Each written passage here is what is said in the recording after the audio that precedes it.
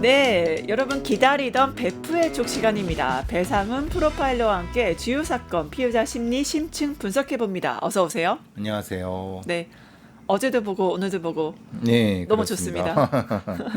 예. 여러 가지 또 해야 될 그 사건들 많으니까 예, 잘 예. 분석 부탁드립니다. 먼저 김건희 기소건 같이 가볼 텐데요. 김건희가 구속 후에 5번째 대면 조사에서 대부분 진술을 거부했습니다. 지금까지 사실 진술 거부권 계속 행사하고 있잖아요. 좀 어떻게 보셨어요? 사실 뭐 본인은 여러 말 실수가 많은 사람 같아요. 아, 김건희 자체가 예. 그리고 이제 감정적으로도 불안. 그러니까 이제 검사들의 상당히 어떻게 보면 노련한 말에 휘둘려 갖고 사실 본인한테 불리한 어떤 얘기를 했을 때 네. 사실 물론 뭐 그거 진술서를 네. 법정에서 사실 자기 안 한다 인정 안 한다고 할 수도 있지만 사실은 그건 좀 그렇잖아요. 왜냐하면 분명히 정황상 네. 이렇게 했다는 그러니까 그런 형태의 어떤 흠을 잡히지 않으려고 네. 결국은 다 진술 거부 이렇게 하고 있는 것 같고 네. 뭐 근데 사실 그러면 뭐 방법이 없죠. 그러면 한 사람은 뭐 아예 나오지도 않는 사람도 있는데 그렇죠. 나와 주신 것만 해도 감사하겠지만은 이 둘의 그러면 이게 전략이에요. 안 나오고 나오고 이것도 그냥 역할 분담을 그렇죠. 해볼까요? 왜냐하면 하나는 네. 희생자 코스프레 하는 그 거고 희생자 코스프레. 하나는 소위 말하는 바보 코스프레 하는 거고 아. 김건희는 뭐 실제로 안에선 다르겠지만 바깥에 보이는 모습은 뭡니까? 나는 몰랐고 다 내 남편이 했다는 내 거예요. 남편이 했다. 그렇죠. 그러니까 그런 어떤 전략은 확실한 건데 네. 문제는 그게 이제 법정에서 통할지 그건 모르겠습니다. 네, 왜냐하면 판사한테. 뭐 지기현 같은 판사가 또 네. 배정되리라는 보장이 없지 않습니까? 그렇죠, 그렇죠. 그렇죠. 그리고 사실 아시다시피 지기현 판사도 이번 인사 때 어떻게 될지 모르니까 네, 네. 그래서 그게 간다는 보장도 없는 거고 물론 이제 지금 뭐 여당에서는 뭐 특별재판부를 얘기한다 그러는데 그거는 사실 조금 우려하는 사람도 있고 하지만은 어쨌든 지기현 판사가 계속 가리라는 보장은 없는 상태고 특별재판부 설치 좀 어떻게 보세요? 민영배 재판관이 특별재판소 재판관은 너무 적합하다 이런 얘기도 있고요. 글쎄요. 왜냐하면 우리의 사법 체계가 실제로는 무엇을 위해서 네. 재판관을 딱 배정한다는 것은 유죄된 선입견을 주는 아. 그죠. 근데 그거는 물론 이제 국민적 감정으로는 분명히 저도 그렇게 뭐 생각하지만은 네. 근데 우리나라의 전체적인 사법 질서를 생각했을 땐 네. 꼭 그렇게까지 할 필요가 있나요? 왜냐하면 상당히 그래도 훌륭하신 네. 법관들이 많이 계신데 네, 네. 그 정도는 믿고 해도 되지 않겠느냐. 믿고 사실 뭐 아직은. 지기현 같은 사람은 소수밖에 안 되니까 굳이 뭐 그러니까 그렇게 해도 충분히 유죄가 나올 수 있는데 굳이 이렇게 흠집을 낼 필요는 없지 않느냐라는 생각하지만 물론 이게 압박으로 작용할 수는 있겠죠. 그렇죠. 사법부에 대해서 네네. 너네 제대로 안 하면 이렇게 우리 따로 설치할 수 있어. 반민특위의 전례도 있기 때문에 그렇죠. 이거 우리 했다 하면 당연히 아무리 그래도 일정 정도의 압박을 받을 테니까 그 정도의 선에서 역할은 충분히 있을 수 있다고 생각합니다. 네, 네. 고대해 보고요. 예. 오늘 기소는 그대로 진행되는 걸로 알려져 있습니다. 재판 기일이 어떻게 잡히느냐? 이제 부부가 같은 날 재판을 받을 수 있다. 이 씬 어떻게 보세요? 이 같은 날 재판. 서울중앙지법에 네. 예. 근데 다른 재판부죠. 네. 다른 법정인데 네. 문제는 그러면 뭐 경호라든가 아니면 법원 내 어떤 뭐 이런 거를 아마 서울중앙지법에서 좀 부담스러워하지 않을까라는 생각도 들지만은 네. 근데 사실 생각해 보면은 한날에 몰아서 하는 것도 네. 왜냐하면 효율적이다. 그 사람들만 재판하는 게 아니에요. 다른 많은 그렇죠. 재판 받을 권리가 일반 있는 국민들이 사람들은 많죠. 그렇죠. 그 둘 때문에 두 날을 이렇게 그건 아니죠. 그러니까 이미 구치소에서도 옆방 다 비워놔서 굉장히 그렇죠. 피해가 크죠. 예. 그러니까 차라리 몰아서 하는 건 낫지 네. 않나는 생각도 하는데 네. 그러면 조금 좀 뛰어나야 되지 않을까라는 생각도 하고 네. 또 이제 그 바깥에 있는 이제 극렬 지지자들의 네. 이런 어떤 것도 경찰력이 많이 소모될 건 하지만은 네. 글쎄요. 그래서 좀 장단점이 있다고 봅니다. 네. 근데 저는 같이 해도 된다고 생각하거든요. 그리고 그럴 경우에 사실은 서로 간에 뭐 증인 신청도 할 수 있지 않나요? 네, 그렇죠. 맞아요. 그래서 그- 남편의 윤석열과 김건희가 좀 사건들이 많이 겹쳐서 혐의가 그렇죠. 이게 남편의 증인석에서 마주하는 상황이 오지 않을까 이런 얘기도 사실 있거든요. 근데 문제는 아예 윤석열이라는 사람은 아예 나올 생각이 없기 때문에 네. 그러면 아예 그러니까 그걸 생각한다면 재판을 같이 하는 것도 상관없는 게 뭐냐 같은 날에 먹는 것도 상관없다고 생각합니다. 어차피 안 나올 사람인 좀 거고. 그러면 가정을 좀 해볼게요. 김건희, 윤석열이 같은 법정에 섰습니다. 근데 둘이 좀 태도가 좀 달라 역할 분담이 있었잖아요. 네. 진술이라던가 뭐 비언어적인 것도 좋고 좀 뭐가 달라지는 게 있습니까? 아무래도 네. 윤석열이 김건희의 눈치를 많이 보겠죠. 아, 눈치를 네. 본다. 우리가 저기 헌법재판을 할 때 윤석열의 태도가 어땠습니까? 김계리한테 응? 야 하지 마. 그리고 막 시키기도 하고 뭐 이렇게 하는데 거기서는 자기가 최고라고 생각하지만 사실 김건희가 있는 법정에서는 김건희 눈치를 볼 수밖에 없죠. 그러니까 네. 그렇게까지는 안 할 것 같습니다. 그러니까 여기서는 김건희의 태도가 중요하다. 김건희 태도가 네, 중요하다. 왜냐하면 확실하게 주도권을 가진 사람은 네. 주도권을 장악당한 사람을 어떤 형태로든 통제하거든요. 그 사람 보시면 아시겠지만 눈짓 하나, 손짓 하나로도 남편을 통제하잖아요. 그러니까 그게 법정에서 나타날 수밖에 없는 거고. 근데 그런 모습을 당연히 보이지 않기 위해서 당연히 김건희 재판 때 증인되지 않을 거 나오질 않을 거라고 명확한 것 같은데 대신 이제 제가 궁금한 건 네. 법정에서의 김건희의 태도예요. 네. 김건희가 안 나오질 않을 거예요. 왜냐하면 저 지금까지 태도를 봤을 그렇죠. 때 추사까지 받았는데 네, 네, 네. 그러니까 여태까지처럼 흔히 말하는 피해자 코스프레 말하자면 아 난 몰라 난 네. 바보 코스프레를 계속할 건지. 네, 네, 네. 근데 이제 변호사님도 아시겠지만은 검사의 조사 때는 몰라요 모르겠어요 이래 하지만은 법정에서 증거가 현출되잖아요. 네, 그렇죠. 그리고 녹음이 틀어지거나 아니면 뭐 그게 녹취가 그 자기가 분명히 자기 목소리를 듣는데 그걸 아니라고 할 수 있느냐? 그럴 때 그 사람의 표정이라든가 이게 이런 상황들 때문에 그래서 그 태도가 전 궁금해요. 근데 실질적으로 구속영장 실제 심사에서도 딱 판사가 질문 딱 하나 있어요. 근데 거기에 부인했잖아요. 그렇죠. 그렇기 때문에 아마 현장에 나가서도 그렇게 할지도 그건 궁금해요.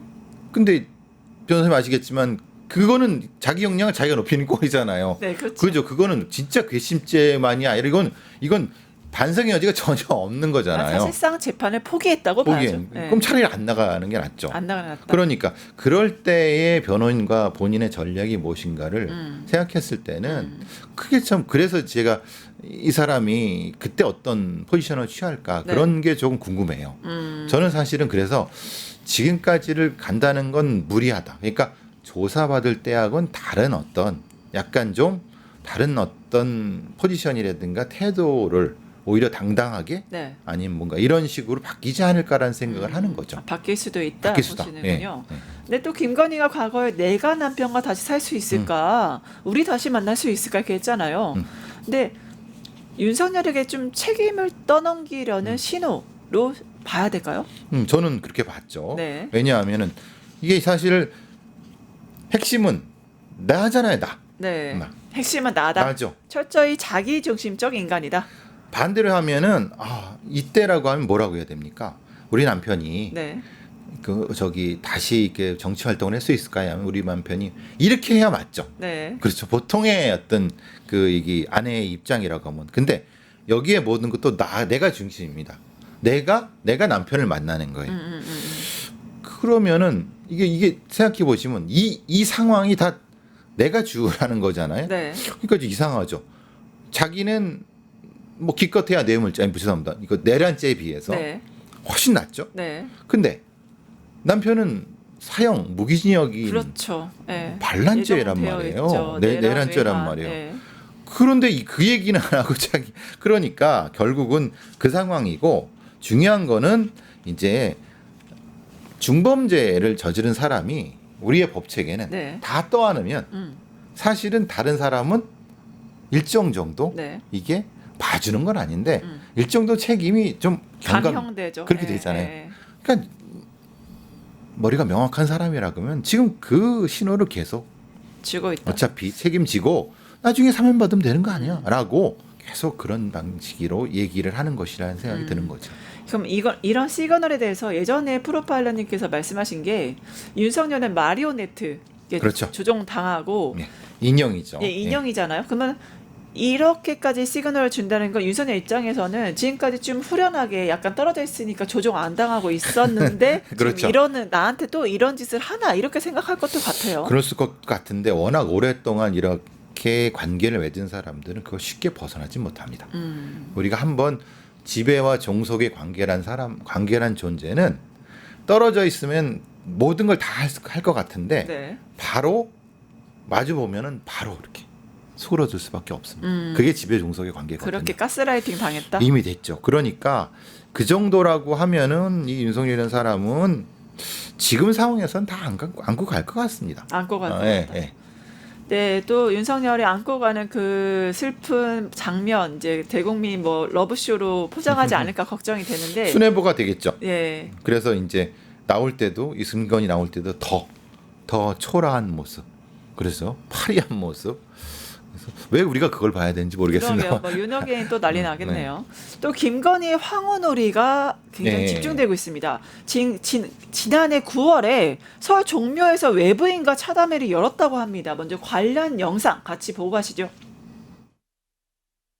이런 세계유산 종묘에 작년 9월에 김건희 씨가 이 공간을 사적으로 차담회를 했다는 의혹, 이것이 사실로 내란 이후에 밝혀졌습니다. 청장님, 네네. 유적지에 차량을 타고 들어가서 이렇게 다녀보신 적 있습니까? 아닙니다. 저 당연히 걸어 다녀야 되는데 거죠? 그렇습니다. 김건희 일행을 태운 차량이 종묘를 들어와서 저 빨간 선대로 이동하지 않고 처음에 보이는 영령전에 내립니다.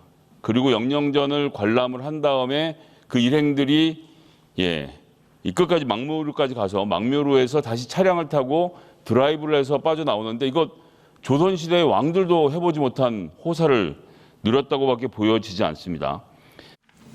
예, 종묘라는 것은 굉장히 신성한 곳인데 거기서 차를 마셨다. 그리고 거기에 차를 마시고 차까지 들어가게 했다. 이걸 저희가 어떻게 해석해야 됩니까? 시체말로 불쌍놈이죠. 아, 옛말로 후레자식이죠. 후레자식. 왜냐하면 조상신을 모신답니다. 네. 우리 민족까지는 아니죠. 적어도 흔히 말하는 그 조선 왕들의 네. 영혼을 모신대. 거기에 매연을 뿜기면서 차를 거기다 거 앞에서 내려갖고 하는 그렇죠. 건 이건 진짜 못뼈 처먹은 겁니다. 이거는 후레자식이죠. 못뼈 처먹었다고 볼 수밖에 없습니다. 이건 그러니까 이렇게 얘기를 하죠. 지금 의친왕의 후손들도 네. 자기들도 절대 그렇게 못한다고 합니다. 네. 고종의 후손들도 왜냐하면 거기는 그렇게 할 수 있는 자리가 아니에요. 그렇죠. 지인에게 폼내는 카페가 아니죠. 어떻게 거기서 그 차를 타고 가서 그 차에서 수달 떨 생각을 하는지 저는 와 진짜 이제 간땡이가 큰 건지 아니면은 도대체 이 사람이 무슨 생각을 하는데 그러니까 다른 건 이해해요. 왜냐하면 뇌물을 받아 먹든 그거 뭐 하든 그거는 그래 옛날에도 했으니 근데 종묘라는 데는 이거는 흔히 말하는 일종의 성역이거든요. 그렇죠. 예. 이게 이제 물론 조선 왕조만이 아니라 그래서 이런 짓까지 하는 것까지 보면은 와 진짜 너무 황당하다 못해 기가 차죠. 그러니까 그거를 자기 딴에는 뭐 감추려고 차를 타고 소방문으로 들어갔다 나왔다고 그쵸. 하는데 거기는 절대 사람도 조심스럽게 발걸음을 걸어야 되는 공간입니다. 네네네. 네. 어떻게 그럼 그 사람은 본인의 조상님 앞에 묘 앞에서도 그 차 타고 거기서 그렇게 그렇죠. 합니까? 네. 그래서 제가 네. 불쌍놈이라고 한 겁니다. 그렇죠. 이건 쌍놈이죠. 그럼 말도 안 되는 겁니다. 그렇기 때문에 종묘가 김건희 개인 카페냐 소방문 통과하고 CCTV도 꺼놨습니다. 이건 또 뭡니까? 그러니까 증거를 은폐하는 거잖아요. 네. 그러니까 자기가 이게 이 짓이 해지 말아야 될 짓이라는 것도 알고 있는 거잖아요. 알고 있다. 네. 왜냐하면 그 다음에 입단속을 시켰잖아요. 네. CCTV 끄고 네. 거기에서 그러니까 그거 알면서도 하는 게 더 나쁘지도 아닌가요? 그렇죠. 그러니까 아예 무지해서 네. 상식이 없어서 그러면 그래 바보니까 그 정도까지는 했는데 이건 알면서 했다는 건 이거는 더 나쁜 거죠. 그러니까 그건 자기가 이것을 한번 비밀이 즐겨보고 싶다고 하는 욕망을 실현한다는 거잖아요. 그건 아니죠. 네, 그건 또 절대 아니죠. 더 경악할 일이 이게 종묘에서 그냥 단순히 차만 마신 게 아니고요. 차담의 전날에 영영전을 대청소시키고 냉장고까지 설치했어요. 아니 이게 굉장히 중요한 사적이잖아요. 이게 가능한 겁니까? 이게 이제 보통 그 영혼을 말하자면 이걸 모시는 데는요. 네. 청소를 함부로 안 되면 안 돼요. 네. 왜냐하면 거기는 이 조상님들이 그 말하자면 사시는 데기 때문에 그렇죠. 빗자루를 들이대거나 뭘 하는 데는 그것도 어떤 의식을 하고 해야 되는 거예요. 네. 이게 함부로 뭐 거기가 뭐 이렇게 하는 걸레 들이대거리 절대 그렇게 못 하는 겁니다. 네. 거기다가 냉장고는 뭡니까? 냉장고는. 그러니까요. 냉장고까지 설치하겠다고. 그럼 이게- 전기를 들였다는 거잖아요. 그렇죠. 거기다 불 나면 누가 책임질 겁니까? 그러니까요. 그래서 제가 못뼈 처먹었다고 하는 게 그것 때문에 그런 네, 거예요. 진짜 이게 후회자실. 이게 진짜 옛날 같으면요. 이건 진짜 반역죄 이상으로 처벌을 받아야 되는 겁니다. 그러니까 심리가 너무 궁금해요. 이렇게 상징적이고 역사적이고 문화적인 공간을 개인의 사적인 용도로 활용한다. 도대체 무슨 생각이에요? 오염시키고 침범한 거죠. 그래서 제가 어제 그 일본 여신 얘기했을 때 깜짝 놀란 거는 이게 이렇게 연결되면 이게 너무 무서워지는데. 아마테라스와 김건희. 아니 그러니까 그러면은 이거잖아요. 그걸 두 개를 연결시키면은 네네. 자기가 더 높은 여신급이어서 거기를 침범한 거잖아요. 이게 너무 이건 그러니까 진짜 무섭네요. 이렇게 말하면은 저도 이게 말 같지도 않은 소리인데 아니, 아니 그 행동을 보니까 너무 이상하잖아요. 그렇다고 하면 이게 단순한 의혹이 아니라 왠지 사실로까지 갈 것 같아서 굉장히 무섭습니다. 그러니까 거기를 일정 영역 침범을 한 거잖아요. 네, 종묘를 침범한 거죠. 그렇죠. 거기서 침범해 갖고 자기가 지인이든 뭔지는 거기서 가서 수다 떠는 거기 사는 영혼들은 내가 여기서 이렇게 차 마시는 공간이 야 잘 있냐 이런 급이라는 거잖아요. 본인 존재를. 그렇죠. 그러니까 야 이거는 너무 아니죠. 그러니까 무슨 의도가 있었다면 이거는 네. 더 처벌 받아야 되는 거죠. 만약에 아까 말씀한 것처럼 잘 몰라서 그냥 무지해서라고 해도 처벌 받아야 되는 거고. 네. 그리고 유희로 생각해도 처벌을 받아야 되는 거고. 근데 그것 이상 일종의 의식으로서 영역의 침범의 의식으로서 했다는 건 더 기가 막힌 노릇인 거죠. 네. 결국엔 이러한 신성한 종묘를 사적으로 쓰냐. 고종의 후손들도 분노를 표했다고 합니다. 그렇죠. 고종의 후손은 그 말하 의친왕 네. 이강의 그 후손이죠. 그 아마 증손이라고 제가 알고 있는데 네. 그 모임이 있는 것 같아요. 네. 거기도 본인들도 거기에 들어갈 때는 그 출입 허가를 받고 네. 조심스럽게 걸어서 들어간다고 하더라고요. 그런데 하물며 김건희가 뭐라고? 그러니까 그래서 공식적인 사과를 요구했다고 제가 알고 있는데. 네, 맞습니다. 정식 사과 국민에게 해라 이렇게 요구했죠. 예. 근데 그걸 할 사람이면 그걸 했겠습니까? 네, 기대는 하지 않는 걸로 해야 되겠네요. 그뿐만이 아닙니다. 귀금속 논란인데요. 김건희가 통일교나 기업으로부터 목걸이를 받았다 이런 얘기 나오는데 국가교육위원장 임명 과정에서 금으로 만든 거북이가 선물로 오갔다는 의혹이 있습니다. 왜 이렇게 금을 좋아하시죠? 계속 또 어제 그 얘기가 나오는 거예요. 네. 그렇게 활하게 치장된 그 신 모습이 계속 아마테라스랑 계속 겹치시는군요, 지금. 그래서 어제부터 제가 꿈에도 나와갖고 아니 그 금관을 쓴 김건희 그 본인이 모습이 그만 아마테라스라고 생각하는 거죠. 그러니까 그렇게 생각하면 진짜 이상한 상황이 되는데 네. 그러니까 온갖 그 뇌물로 준 목걸이, 귀걸이 막 해서 금거북이 이런 금거북이 또 뭡니까? 이게 그러면 이게 소위 말하는 그 어보 같은 겁니까? 뭡니까? 그 생각도 진짜 드네요. 그러니까 뭐야 이거는. 네. 근데 그 이배용 이사장 과거 논란이 있었던 인물입니다. 심각한 사람이죠. 네, 이게 박근혜를 선덕 여왕에 비교했는데요. 그러니까요. 관련 영상 잠시 보실게요. 호소노와 선덕여왕의 사례를 통해서도 알 수 있듯이 우리 역사 속에서도 여성 리더들이 상생과 화합과 포용의 리더십을 발휘해 왔습니다. 바로 박근혜 대통령 후보가 준비된 여성 대통령으로서 계층 갈등, 지역 갈등, 세대 갈등을 해소하고 네, 이배용 편지 옆에 금거북인데 이 이배용 씨 발언 어떻게 들으셨어요? 그러니까요. 아마 소선호와 선덕여왕께서 네. 들으셨지만 우린 아니야 이러셨을 겁니다. 저는 무덤에서 일어나셨을 것 그러니까요. 같은데. 끔찍하게 생각하셨을 것 같아요. 네. 그런 역사적인 위인분 그것도 실제로 그런 분들과 네. 아니 비교할 사람이 따로 있죠. 어떻게 그렇게 얘기를 합니까? 그리고 네. 저 사람은 너무 위험한 사람입니다. 이병이라는 사람은 뭐 아시다시피 네. 친일 논란도 있었고 네. 이념 편향도 굉장히 심각한 사람으로 알려져 있는데 그래서 저는 깜짝 놀랐어요. 갑자기 이 사람이 국가교육위원장으로 보직을 받았을 때 네. 임명을 한다고 했을 때 야 사람이 없어서 저렇게 없냐? 교육계가 네. 저분이 아마 무슨 어디 학교 총장을 하셨다고 제가 네, 알고 네. 있는데 아니 사람이 없어도 그리고 가만히 있고 아무리 국가교육위원회가 하는 일 없는데라고 하지만은 해도 너무하는 거 아니냐. 그래서 뭐지라는 의문이 들었던 사람이긴 맞습니다. 네, 결국에는 금 거북이 주고 국가교육위원장 내놔 이 꼴이잖아요. 근데 김건희 특성이 있어요. 되게 명품도 그렇고 보석류 뭔가 자신을 그 뭐 치장하는 것들로 이렇게 집착을 해요. 이게 어떤 심리적 요인이 좀 있습니까? 보상 심리가 강하다고 제가 말씀드리는 거는 네. 자신이 낮은 자존감을 극복하기 위해서는 당연히 바깥에 화려한 거를 치장할 수밖에 없는데 네.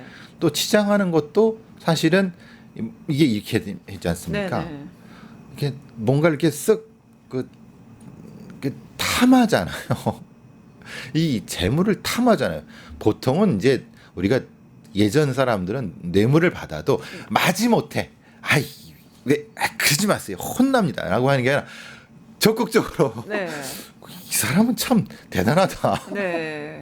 그러니까 이거를 적극적으로 자기가 이렇게 그리고 그걸 또 매간매직까지 그렇죠. 이게 의혹이지만은 사실 이배용과 이 김건희 접점이 없어요. 접점이 아예 없어요. 아예 없죠. 없는데 갑자기 그냥 매간 매직 때문에 그렇게 되는 거죠. 그러면 이게 자리를 놓고 이거 교환했다라는 거잖아요. 네. 이건 너무한 거 아닙니까? 그럼 문제는 이거예요. 그럼 이배용은 금 거북인데 네. 그럼 다른 자리들은 뭐가 나왔을까? 진짜 금 두꺼비, 금개, 네. 금 강아지, 금 고양이 이런 거면 그렇지 않을까? 이게 이병 정도가 금 거북이면은 사실 뜬금없는 사람이거든요.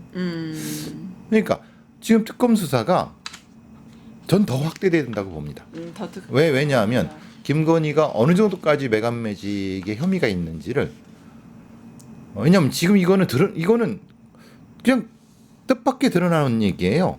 그러니까 아마 제보가 들어갔을 것 같은데 해면 계속 제보가 올 것 같다는 생각이 드네요. 그 이배용 편향성 논란을 좀 보니까 박근혜 선덕 여왕뿐만이 아니라 예전에 명성황후를 민비라고 얘기했네요. 최소한 역사의식이 또 없는 사람이죠. 역사의식 없는 네, 사람이요. 그런 사람을 국가교육위원장. 네, 그러니까 매간매직 하려고 했다 보는데 그렇죠. 이게 자격이 없는 사람이니까 그걸 살려고 했겠죠. 그렇죠? 자격이 없으니까. 네. 근데 이게 되게 사람들이 많이 궁금해하는 게 있어요. 그러니까 김건희 돈 많잖아요. 사는 것도 그렇고. 근데 왜 자꾸 이렇게 명품이나 금품에 집착을 할까 궁금해해요. 우리가 이제 범죄자를 생각할 때 네. 도둑놈들이 왜 가난할까요? 김혜수가 한 말이죠. 도둑놈들이 가난한 거는 네. 힘들여서 훔친 거를 싸게 파는 거고. 그렇죠. 그리고 보니까 재산이 많아 보여요. 네. 이렇게 생각하시죠? 네. 왜 재산이 많은데 도둑질을 할까? 네. 아니죠. 도둑질해서 재산을 모은 거죠. 그러니까 많아 보이는 거죠. 그러니까 다 그게 작물이죠. 그러니까 우리는 거꾸로 생각하는 거죠. 네. 그러니까 생각해 보세요. 최원순이라는 사람이 이걸 위조해 갖고 은행 잔고를 위조해 갖고 그 많은 투기를 했어요. 그죠? 그러면은 재산이 많은 것이 자기가 번 건가요? 아니면 그게 작물인가요? 그러니까 이렇게 생각을 해야 되는 거죠. 예. 그래서 지금 계속 이야기가 김건희 얘기가 나오잖아요. 국민의힘도 만만치 않은 것 같습니다. 이재명 대통령 3박 6일 일정 마치고 왔잖아요. 그래서 영수회담 제안했어요. 근데 여기에 대한 반응이 굉장히 어메이징합니다. 정식 제안이 오면 그때 검토하겠다. 이거 도대체 무슨 심리입니까?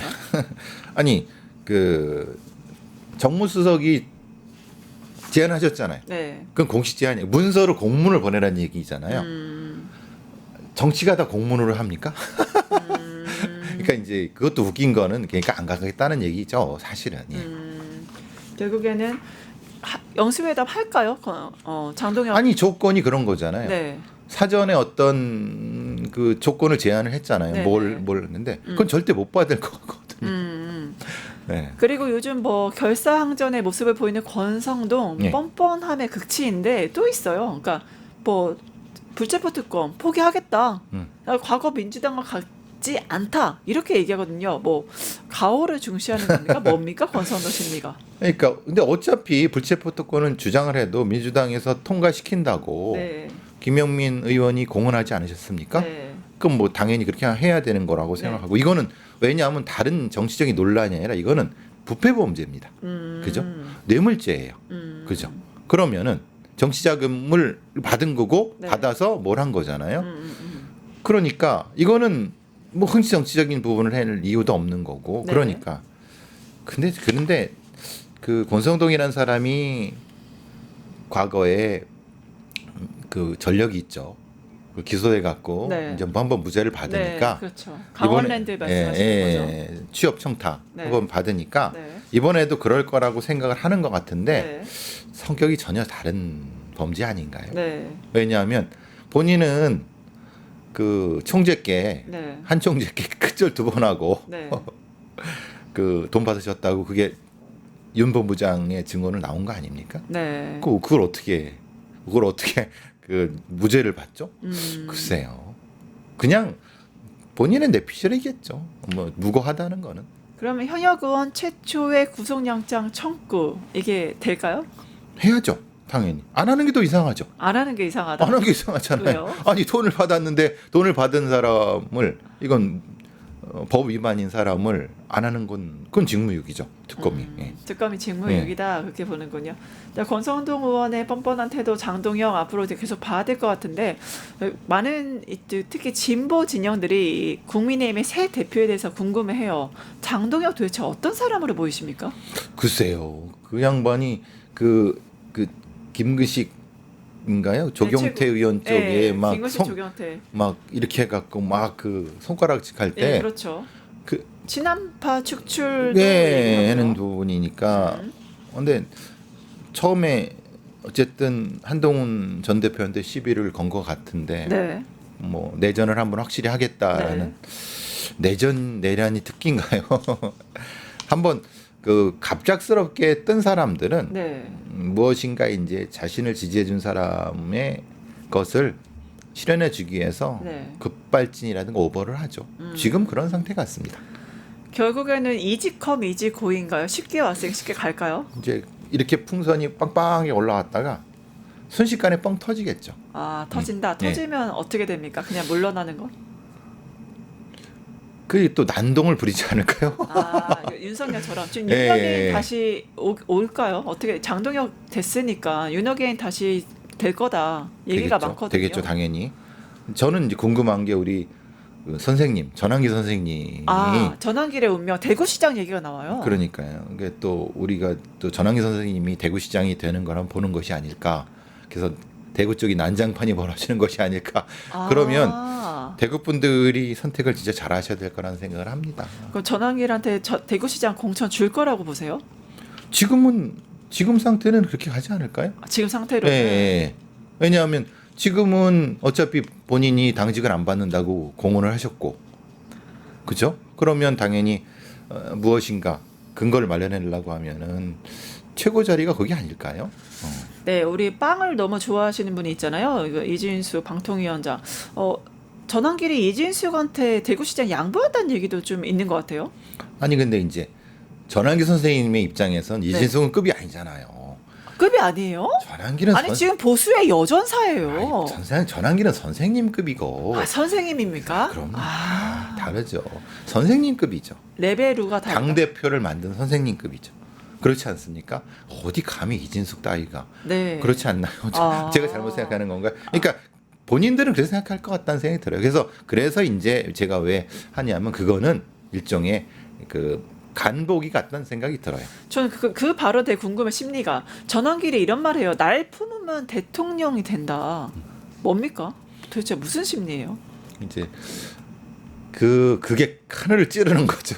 아, 허세가 하늘을 찌르는 건데 보통 허장성세라고 하죠. 그런 거. 허장성세. 네. 그러니까 본인을 그러니까 한마디로 저는 약간 명태균 건진법사 이렇게 그런 케이스가 되고 싶나라고도 생각을 했는데. 그러니까 선생님이라고 하는 거 아닙니까? 아, 그래서 호칭을 선생님이라고 하는 거군요. 그래서 선생도 아니고 선생님. 선생님, 앞으로 전환길의 행보도 좀 지켜봐야 될 것 저는 같네요. 장 대표님보다 네, 우리 전 선생님의 전 선생님의 행보가 더 귀추가 주목이 된다. 예. 왜냐하면 그게 그 당은 이미 전환길 선생님의 당 아닌가요? 아, 이미 국민의힘은 전환길 당이 됐다. 이걸 반박할 분이 계신가요? 사실 저조차도 반박 예, 못하겠습니다. 그러니까요. 네. 예. 전 선생님 파이팅. 앞으로 전환길의 행보 계속 지켜보도록 하고요. 오늘 베프의 촉 여기까지 하겠습니다. 출연해주신 배상훈 프로파일러 감사드립니다. 감사합니다.